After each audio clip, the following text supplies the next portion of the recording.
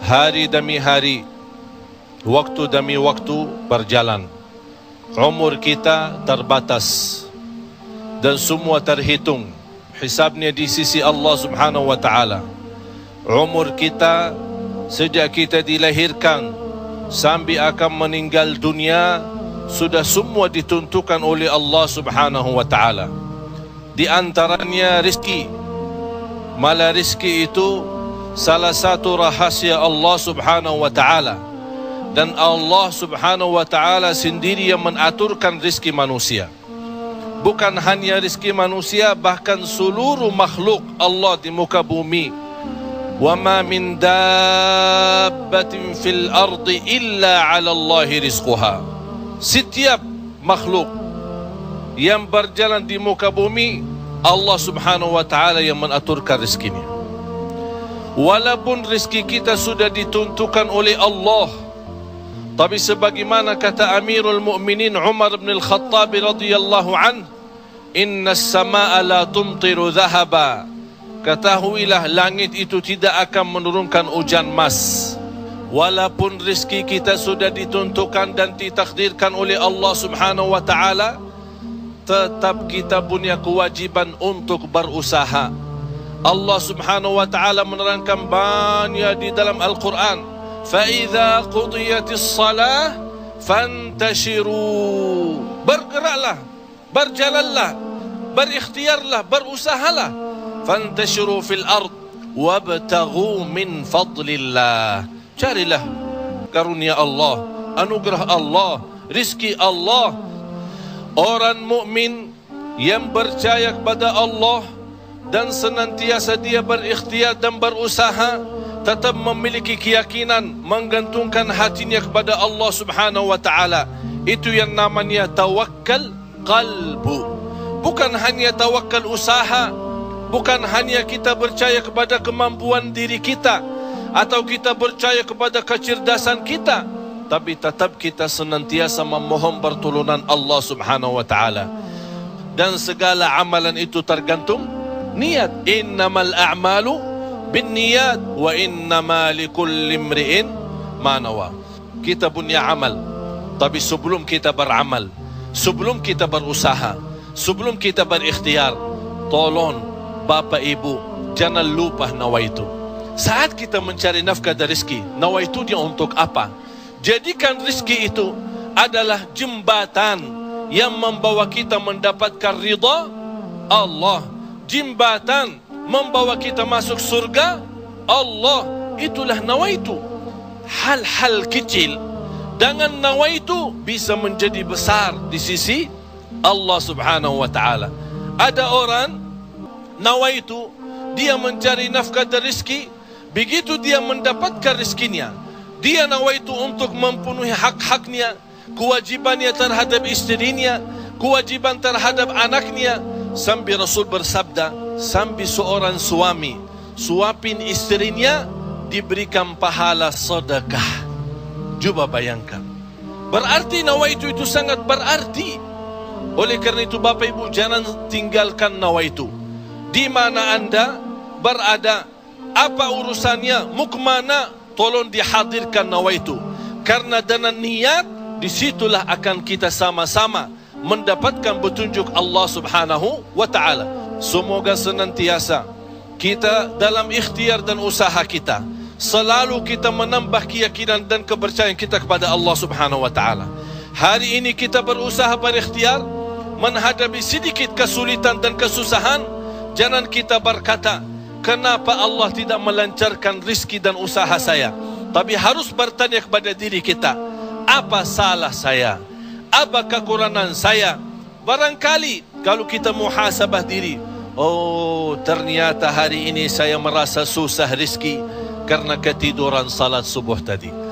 Saya merasa malam ini tidak lancar karena saya lupa baca Al-Quran. Saya hari ini merasa tidak baik karena saya ketinggalan salat malam. Inilah muhasabah diri. Al-Imam Muhammad ibn Sirin pernah dia mencela orang, mencaci maki orang. Itu orang miskin. Orang itu tersinggung. Kata Imam Muhammad ibn Sirin, saya menunggu ucapan saya ini, menunggu akibahnya, menunggu balasannya 40 tahun. Coba bayangkan, hanya satu ucapan dia takutin, dia fikirkan, apalagi perbuatan. Bapak Ibu, berapa banyak perbuatan kita salah, berapa banyak kita melanggar aturan Allah, berapa kali kita menjauhkan diri dari perintah Allah, padahal kita semua hafal. Wa may yattaqillaha yaj'al lahu makhraja.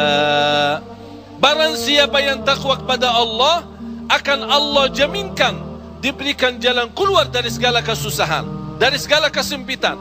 Berarti kalau kita berdoa, kita berikhtiar, kita berusaha, tapi masih kita menghadapi kesusahan dan kesulitan, pasti ada sesuatu yang tertinggal. Salah satu amalan di samping ikhtiar dan usaha kita adalah zikrullah, terutama istighfar. Karena termasuk istighfar adalah salah satu kunci mendatangkan rezeki. Sebaik istighfar itu sepanjang waktu, pagi, siang, sore, malam. Naik motor, jalan kaki, naik bis, mau kemana-mana, tidak keberatan kita membasahi lidah dengan istighfar. Malah ada seorang sahabat Rasulullah sallallahu alaihi wasallam, "Ya Rasulullah, berikan kepada aku amalan yang menjaminkan aku masuk surga." Rasul menjawab, "La yazalu lisanuka ratban min dzikrillah." Basahi lidahmu dengan zikir kepada Allah. Kunci rizki Bapak Ibu adalah zikrullah. Kunci rizki zikrullah, di antaranya istighfar. Allah Subhanahu wa ta'ala menjaminkan dalam Al-Quran di surat Nuh, "Faqultu astaghfiru rabbakum innahu kana ghaffara." Apa manfaatnya istighfar? Yursilis samaa alaikum midrara wa yumdidukum bi amwalin wa banin wa yaj'al lakum jannatin wa yaj'al lakum anhara. Dengan istighfar terjamin keturunan. Dengan istighfar kemudahan rezeki. Dengan istighfar kelancaran usaha. Dengan istighfar kesembuhan dari penyakit. Dengan istighfar banyak kemudahan dan kemuliaan yang kita dapat. Kalau memang ingin ditambah rezeki kita, kalau belum sempat haji, kita ingin berhaji. Kalau kita sudah haji, ingin Allah menambah kita bisa haji lagi. La in syakartum lazim. Jadilah hamba yang bersyukur, karena nikmat Allah memang Bapak Ibu tidak bisa terhitung. Nikmat Allah begitu banyak di setiap waktu dan setiap saat, lahir dan batin. Wa in ta'uddu ni'matallahi la tuhsuha. Oleh karena itu, jangan anda menjadi orang-orang yang mengkufri nikmat, tapi jadilah senantiasa mensyukuri nikmat. InsyaAllah dengan syukuri nikmat dan sabar menghadapi ujian dan cobaan, kita bisa menjadi hamba yang diridai Allah.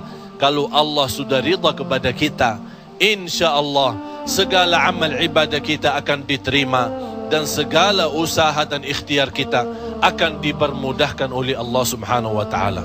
Bapak Ibu, yang terakhir, tidak boleh kita lupa doa. Rasul kita sallallahu alaihi wasallam selalu berdoa kepada Allah Subhanahu wa ta'ala. Padahal dia Rasul, terjamin pertolongan Allah.